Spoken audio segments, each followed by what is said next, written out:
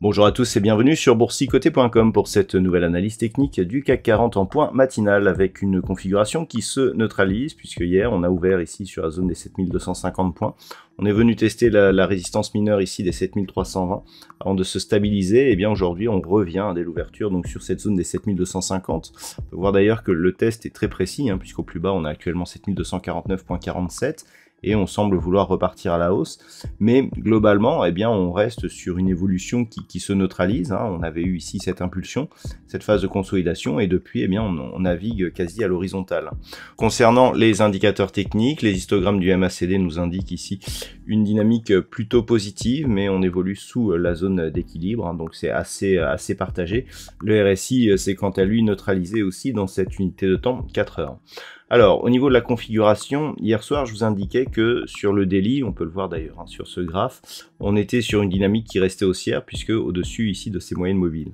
Par contre, sur l'unité de temps 4 heures, eh bien, on est repassé ici sous la moyenne mobile 20 exponentielle. Donc clairement, on est actuellement sur, certes, une neutralisation ici d'un point de vue court terme, mais aussi dans un changement de tendance. On était ici sur une évolution qui était haussière, on voit bien ici, première impulsion, deuxième impulsion, globalement on restait bien ici au-dessus de la moyenne mobile 20 exponentielle, sauf que en fin de semaine dernière, on est venu marquer ici un contact sur la bande de Bollinger inférieure, ce qui n'était plus arrivé depuis cette phase ici, donc on était en décembre de l'année dernière, donc c'est la première fois cette année que l'on vient ici au contact de cette bande, et sur le rebond technique, eh bien, on se rend compte que la zone ici de moyenne mobile agit comme résistance. Alors certes, on a cassé ici la moyenne mobile 20 exponentielle, mais toujours est-il qu'on est resté ici sous les zones mineures, à savoir 7320, et globalement, on revient tester ici une zone de point bas.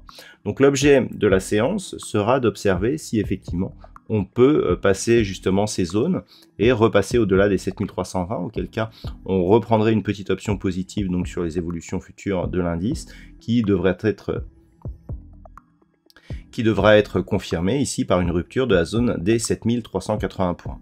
A l'inverse, si on reste ici sous ces zones et que l'on revient sous la zone des 7250, on aura donc ce setup impulsion baissière donc avec attaque de la bande de Bollinger inférieure, rebond technique sur les moyennes mobiles, retour sur la bande de Bollinger si on a un plus bas significatif et donc une rupture de la zone des 7200 points, eh bien on aura la confirmation du changement de tendance, à savoir une dynamique qui deviendra baissière avec un risque d'accélération donc en cas de rupture ici de la zone des 7200 points.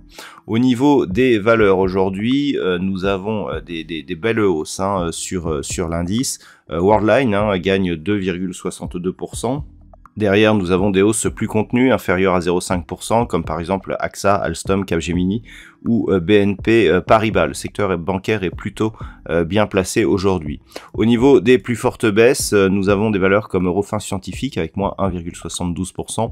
Derrière, Kering, Thales, Unibail-Rodamco, Dassault Systèmes ou Air Liquide sont plutôt en queue de peloton. Voilà donc ce qu'il faut savoir sur cette séance d'un point de vue macroéconomique.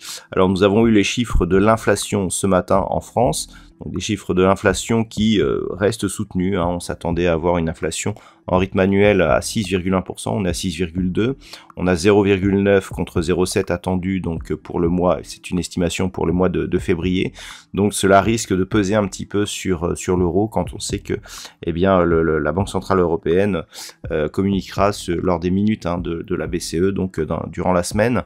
Ça risque de mettre un peu de pression donc justement sur cette évolution, et sur les autres chiffres, eh bien, il faudra attendre cet après-midi pour avoir des chiffres majeurs, et ils viendront dans un premier temps du Canada, puisque nous aurons les chiffres du PIB mensuel, alors que du côté des États-Unis, à 16 h, nous aurons le Conference Board qui définit la confiance des consommateurs. Voilà, c'est tout pour ce matin, je vous souhaite une bonne séance, on se retrouve dès ce soir pour toutes les autres analyses techniques du site boursicoté.com.